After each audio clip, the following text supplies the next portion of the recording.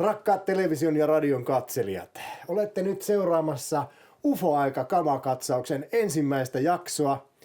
Ja meillä on tänään vieraana Steelfinger Recordsin toimitusjohtaja, omaperäinen blues-artisti, itse herra Steelfinger. Tervetuloa. Kiitos. Ja olemme laskeutuneet UFOlla tänne jonnekin päin eteläistä Suomea, Steelfingerin piilostudiolle. Ja nyt meillä olisi tarkoitus käydä vähän läpi näitä Steelfingerin laitteita ja soittimia. Ja mutta ihan ensi alkuun kerro parilla sanalla Steelfingerin historiasta, mistä kaikki alkoi? No oikeastaan se alkoi semmoista, että meillä oli me kaksi kaveria vaan kohtasi firman bileissä oikeastaan. Me ekan kerran esitettiin niinku firman bileissä bluesia. Ja sitten se lähti sitten tavallaan, tämä nimi tuli kaverilta tämä Steelfinger ja se kuulosti hyvältä. Ja sitten meidän tie erkani vähän myöhemmin ja nyt tässä on niinku ehkä, en tiedä, 15 vuotta. Mä oon veivannut yksin ja tavallaan ruvennut tajumaan sen homman niin, että tätähän voi tehdä näinkin. Ei edes kahta, mutta yksinkin käy. Kerro vähän, sulla on tullut julkaisujakin, montaks levyä jo on plakkarissa? No nyt on 2 levyä kasassa. Joo, okay. Nyt tänä vuonna tuli uusi. Tässä ihan hiljattain. Mikä se levyn nimi on? Downhill Slide. Downhill Slide, alright. Pannaan tuohon video alle linkit sitten, niin päästään tilaamaan näitä kanavia ja mistä löytyy musaa. Mutta pitäisikö meillä ihan nyt sitten mennä näihin kitaroihin vaikka aluksi, että mistä lähdetään liikkeelle? No täällähän on tavallaan mistä kaikki alkoi on siellä takana. Okei, mä voin ottaa täältä. Tämä pikkasen erikoisempi. Käännä tuonne kameraan päin. Niin. Erikoisempi värkki, mikä on... Tää on kyllä hieno. Mikä on mun designia jostain 90-luvun alusta ja sitten näytä vähän tuonne kameralle sitä muotoa, se on niinku todella hieno näkyy. Jossain kohtaa tuli tilaisuutta tai ehkä rahaa sen verran, että tuli tilaisuus antaa meidän kitararakentaja rakentaa että mun unelma patterikitarasta, joka on ihan toimiva värkki. Anna pieni ääninäyte, että minkälainen systeemi siinä on. Pientä. Niin siellä on pieni vahvistin tuolla ja kaiutin ja... Patteri on vähän käymässä loppuun, mutta... Aika rouhea. Joo, se on. Ja se on siis kenen tekemä tää kitara? Tää on semmoisen Hannu Vito Laurisen, joka Salossa toimii. Joo. Se on ihan niinku käsityönä tehty sun piirustusten pohjalta. Kyllä. Okei. Okay. No mut hei, mennään seuraavaan. Siirretään syrjään. Meillä on näitä niin paljon täällä. Otetaanko sit seuraavaksi, vaikka meillä on täällä näköjään lisääkin tavaraa. Ui kauan, miten painava. Mikäs tää vehe, tän tarina? No tässä ei kauhean ihmeellistä tarinaa. Tää on ihan tää on Gretschin tämmönen resonaattorikitara, mutta sinänsä tää on totta kai bluesmiehen niinku perustyökaluja. Että avoimella vireellä vedetään slide-putkella. Mitä vireettä sä käytät yleisimmin? No mulla on yleensä sanotaan niinku avoin, voi sanoa avoin D, mutta oikeasti mä soitan niinku EB:stä, mutta joka tapauksessa käytännössä niinku avoin D-vire on mun eniten käyttämäni vire, eli käytännössä tässä on niinku avoin sointu koko ajan tässä. Eli tää on ihan akustinen soitin, joo. Että tässä ei ole mitään elektroniikkaa. Okei, no mennään sitten seuraavaan. Mitäs meillä on sitten? Pitäisikö meidän ottaa sieltä perempää? Otas se näyttää mielenkiintoiselta. Käännä vähän, tuu tälle puolelle, niin nähdään tuonne kameraan. Tää on oikeastaan hyvin jännä peli, koska tässä on tää mun parhaan blues-kaverini tekemä, tai niin kuin sanotaan modifioima laite. Ja niin näyttää siltä, että tää on niin kuin vanha Lucky 7 malli tuunattu Lucky 50. Näkyykö se kameraan? Meillä on täällä. Tää on mutta tää on saanut niinku uuden elämän ja tää mikrofoni tässä niin tää on todella niinku slide-soittoon no ei ehkä suunniteltu, mutta tästä on tullut täydellinen slide-työkalu. No se näyttäisi olevan kiinni tossa. Annatko vähän pientä näytettä siitäkin vähän, että miltä se kuulostaa?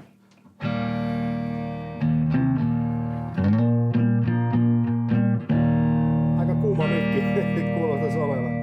Mutta sitten, eikö tässä ollut joku erikoisuus myöskin niinku sisään rakennettuna, joku switchi? Miten se toimii? Joo, tässä on vähän tämmöistä. Pistetään vähän ääntä ja Eli siinä on Teremini sisällä tuossa kitarassa. Täytyy myöntää, että mä en ole kauhean hyvin tähän niinku... Mä en ole oppinut käyttää tätä niin hyvin kuin slidea, mutta Et siinä on tommonenkin mahdollisuus. Voinko mä kokeilla? Jos mä Toki.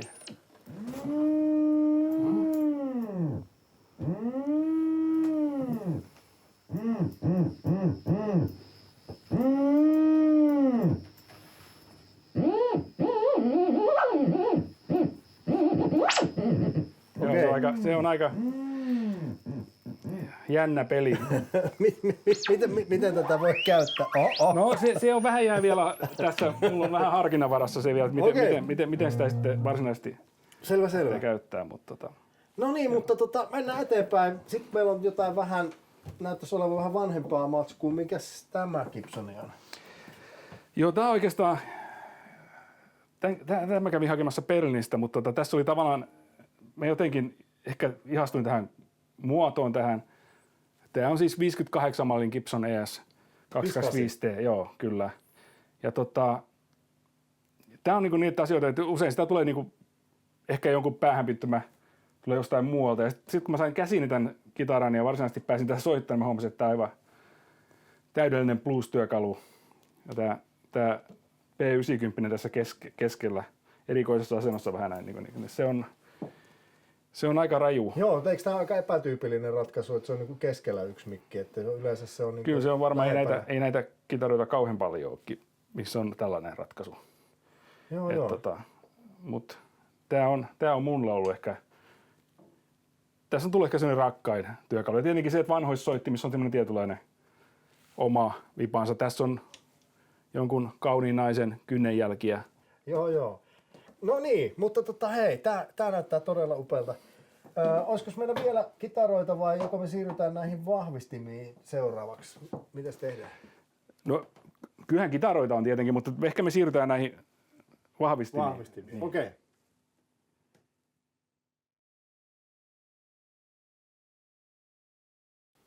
No niin, katsotaanko seuraavaksi sitten näitä Stilfingerin hienoja styrkkareita ja sanopas mistä aloitetaan. Käydäänkö vaikka joku katsaus ihan nopeasti, mitä kaikkea tässä on? Mun niin kun käytetyin työkalu on nyt tää Princetonin kopio. Tää on siis täysin mun rakentama koppa ja kaikki elektroniikka kolvattu. Okei, voitaisiko me näyttää tätä kameralle vähän vaikka, että miltä se näyttää täältä takapuolelta. Ihan käännetään jos mä otan ton piuhan tosta, niin Tässä ei sinänsä nyt kauhean ihmeellistä ole muuta kuin jos on putkia.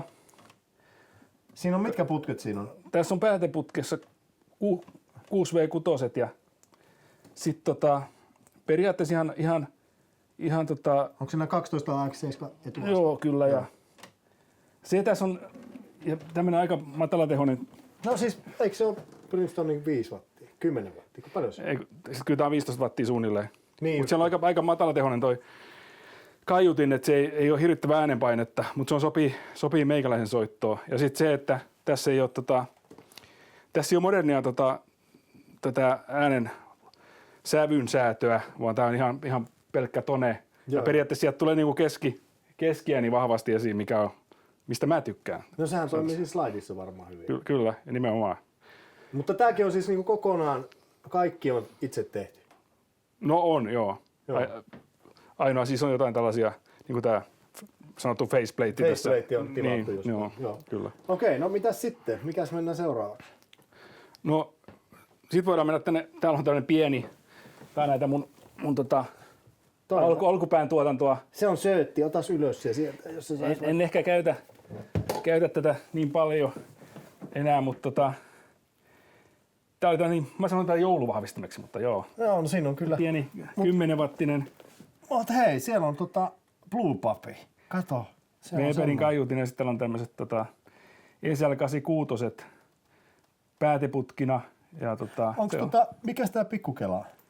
Se on kuristin. Se on kuristin, joo. Se on se on periaatteessa vaan vähän ottaa häiriötä pois, ei sillä sen kummempaa funktiota, mutta tää on erittäin toimiva vahvistin tietenkin se, että se jää vähän isompiin jalkoihin, mutta niin kuin nytkin käy, mutta. No joo, mutta sillä on varmasti oma paikkansa tässä setipissä. No tässä on toinenkin pikkuinen nuppi. Mikäs tää on? Joo, tää on pelkkä nuppi, mutta tää on vähän tää on vähän tehokkaampi. Vähän tehokkaampi. Tää on periaatteessa vanha Vox AC15-tyyppinen kytkentä. Ja tässä on EF86, eli tämmöinen pentoidi etuaste, mikä tarkoittaa sitä, että se on, no joo, se on siis tavallaan 60-luvun alun Voxi soundia hyvin paljon. No mitä mieltä sä itse oot niinku tosta, onko tässä 84 pääteputki? On, joo. Kyllä. Mitä mieltä sä itse oot tuosta niinku 12 AX7 EF86? Miten ne niinku poikkeaa toisistaan? Kyllähän ne poikkeaa, mutta se on ehkä jotenkin joku sellainen miten sen voisi sanoa? Siinä on joku semmoinen purenta tuossa pentoidissa, mitä ei ehkä, ne on vähän semmosia leimejä vähän nämä triodit, sanotaan näin. Kyllä. Pentoidi on vähän sellainen, se on vähän niinku täyteläisempi. Ei, no itse asiassa se leikkaa vähän. Mä en sanoisi sitä, että se on niinku diskantti. Mä en osaa, mutta musta tuntuu, että se on vähän semmoinen tietyllä tapaa särmikkäämpi. Sanotaan näin. No mutta hei, jos mennään tuohon kaappiin tuossa alla, niin tämähän on kans tosi erikoisen näköinen tää kaappi. Joo, niitä on itse asiassa... Mulla on kaksoset, mutta toinen nyt on vaan tässä paikalla, mutta... Siis siinä on, näytä vähän sivuprofiilia tonne noin, se on aika erikoinen. Onko se niinku Vinople toi faceplate? Joo, ja tässä itse asiassa, tästähän tuli näppärästi kahta, koska mä leikkasin levystä 2, niin tästähän tuli, tähän luonnostaan tipahti se toinen kaiutin siitä, toinen kaappi siitä, mutta joo. Siellä on nyt Celestion V30 sisällä, 12-tuumainen. Ja sehän on jotenkin ihan tämmönen erittäin käypä. Miten se on noin painava? Kyllä se elementti. Elementti sillä lähinnä painaa, joo. Tätä on varmaan jotain paneelia. No, siis tää on ihan 18 millistä. Joo. Umpimäntyä se on, joo. No siis, onko kaikki niinku nämä puut, mitä sulla on tässä, niin onko nämä mänty vai mitä puuta sä käytät näissä? Ne on kyllä, ne on oikeastaan mänty, joo. Ja toi on vaneria, mutta nääkin on, siis periaatteessa se on näin niin kuin nämä, vähän niin kuin vanhat vahvistimet tehtiin, että ne on periaatteessa niin kuin liimapuusta, mutta Niin, kyllä. Joo, mutta niissä on nämä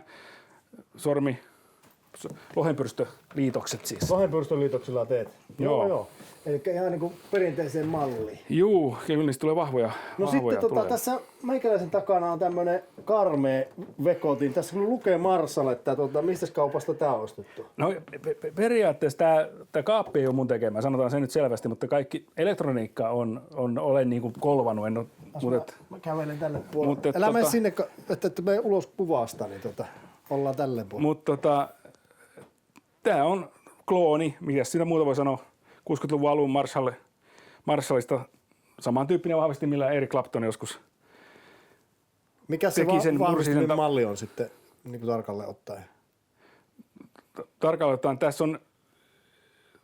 tämä on, näistä nyt puhutaan ITM 45. 45 tarkoittaa sitä, että se on 45, siinä oli KT66 pääteputket, jolloin se teho oli pikkasen heikompi, mitä niin, myöhemmillä Marshallilla eli 38 päästiin. Tai 5 tai jotain. Niin, mutta kyllä siinä ihan riittävästi potkua on näin pienempiin tiloihin, sanotaan näin. Ja siinä on varmaan greenbackit siellä sisällä sitten. Täällä on greenbackit sisällä joo. Ja Saiskohan sen käännettyä tonne yleisölle? Tää on sen verran painava, että mä en muista, että tää on joskus ollut pulukassa kyyvi. Joo, siellä on Celestion greenbackit, mitkä tietenkin näkyykö ne? Kuuluu asiaan. Ja kyllähän ne hyviä. Joo, kyllä, ne on kyllä hienoja kaiuttimia. Kyllä. Hyvin toimii. Onko se 25-wattiset nämä? Joo, kyllä. Siinä on kyllä hieno kaiutin. Mutta alright, eli tääkin on niinku omaa tuotantoa. Joo, ja kyllä se on, mutta tietyllä tapaa mun musiikkiin ehkä tykkään enemmän tämmöisestä vähän vähempitehoisesta ja sitten suoraan enemmän niinku keskiäänivoittoista. Tämä on erittäin hyvä vahvisti, jos ottaa bändisoitossa, missä se pitää leikata niinku läpi. Niin joo, ja näitä tarvii 2. Joo, ehdottomasti. No niin, mutta sitten, mennään tänne päin. Sitten meillä on tässä, mikäs tää on? Tää on hienon näköinen peli. Tää on oikeastaan AC15 Voxin tämmöisen Duotone 2. näitä oli joskus 60-luvun alueella rakennettiin näitä ihan ennen Beatles aloitti jollain tämmöisen tapaisilla. Mutta tää on 15-wattinen ja tässä on hyvin monimutkainen kytkentä, varsinkin tää vibrato tremolo kytkentä ja mutta periaatteessa se perus pysty näkemään vissiin, mutta katsotaan mitä täällä toisella puolella on. Siellä on no siellä on tietenkin tämmöinen Weberi. Celestion, joo. Joo, ei olekaan 19. Hän on Alnico kaiutin ja kyllä se on ehkä lähimpänä sitä, mitä tämmöisellä nykyisellä tuotantokaiuttimella päästään sitä alkuperäistä. Kivat nämä chicken headit tässä kanssa. Ne kuuluu ja vielä tietenkin. siniset mutteritkin. Joo, siinä on vähän, mä oon yrittänyt vähän tämmöistä niinku parantaa tätä käytettävyyttä niin sanotusti, että tietää mitkä ohjaa mitäkin kanavaa. Joo, me voidaan tuosta kytkennästä jutella vielä vähän. Sanoit, että siinä on niinku joku erikoinen monimutkainen kytkentä, niin onko se siinä niinku Tonestakissa vai mistä se on niinku erikoinen? No, siihen on historiassa omat selitteensä, mutta se tremolokytkentä, mikä näihin Voxeihin tehtiin, on mielettömän monimutkainen. Okay. Vaatii monta putkea, se vaatii hirvittävästi komponentteja ja se, että onko se sitten sen väärti on toinen asia, mutta näissä periaatteessa kaikissa näissä 60-luvun Voxeissa missä oli tremolo, oli samantyyppinen kytkentä ja se juonsi alkunsa jostain jo 50-luvulta se kytkentä sinänsä, mutta pitihän sitä yrittää saada sama aikaiseksi. Okei. Hei, no katsotaan toi, niin tuu säkin tälle puolelle, niin nähdään niin esittele nyt itse, mikäs toi on todella hienon näköinen systeemi siinä. No tää on tämmösiä, mitä mä oon pelastanut tuolta se ei ole enää nämä muut on ollut omatekoisia, mutta nyt mennään toki, nyt mennään sitten vintage. Ja tässä on ehkä tärkeintäkin se, että se ei ole, mutta tää on siis 60-luvun, mennään ihan alkuvuodesta, en muista tarkkaa vuotta 6162 Watkins Dominator, joka on näitä on hyvin vähän saatavilla mistään ja sitten tässä on hyvin hieno tää koko tämän vahvistimen rakenne. Joo, semmoinen Art Deco-tyyppinen ratkaisu tää, joo. Katsos on 20-tuumasta kaiutinta, 15 wattia tehoa.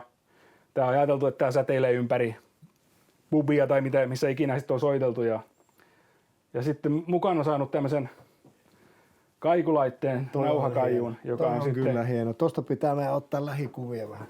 Joka on sitten täydentänyt kuvion silloin joskus 60-luvulla savuisessa klubissa, mutta No niin, varmaan tää Watkins kiinnostaa muitakin kuin pelkästään minua, niin voisitko Stilfinger vähän kertoa nyt enemmän tästä, että minkälainen systeemi tässä nyt oikeasti on nämä kahden, eli tässä on vahvistin ja sitten meillä on tämä nauhakaiku, niin miten tämä niinku toimii tämä kompo? No nämä on tavallaan tämmöinen pari, mikä on 60-luvun alussa, ihan 60-luvun ensimmäisenä vuosina tuotettu. Ja nämä niin tyllistä sopii yhtiöt takajana on rakennettu samaan aikaan, mutta tämä oli se tapa tuottaa kaiku joskus 60-luvun alulla ja tässä on nauha, joka pyörii ja täällä on tää on vähän niin kuin C-kasettisoitin ja täällä on näitä äänipäitä 4 kappaletta, jotka sitten tavallaan nauhoittaa siihen nauhalle ja nauha taas toistetaan. Tai itse asiassa 3 kappaletta nauhoituspäätä ja 1 toistopää. Mutta tää on tällainen värkki, joka sillä on tämmöinen oma ominainen ääni. No anna pientä ääninäytettä siitä, että miten se toimii.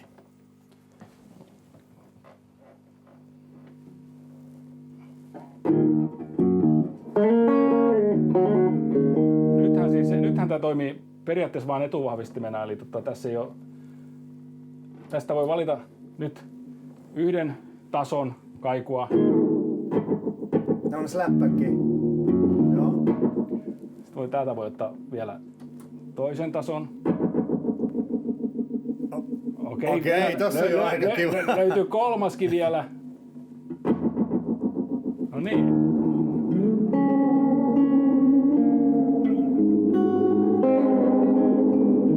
Siellä on melkein jo niinku kuoro valmiina.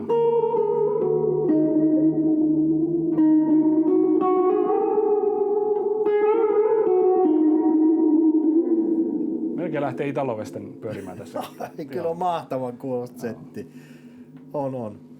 Alright. Mites onko tässä nyt sitten, niinku tää on pelkästään niinku nyt, voiko tää käyttää niinku yksinään vai onko ne aina oltava kimpassa kiinni toisissaan?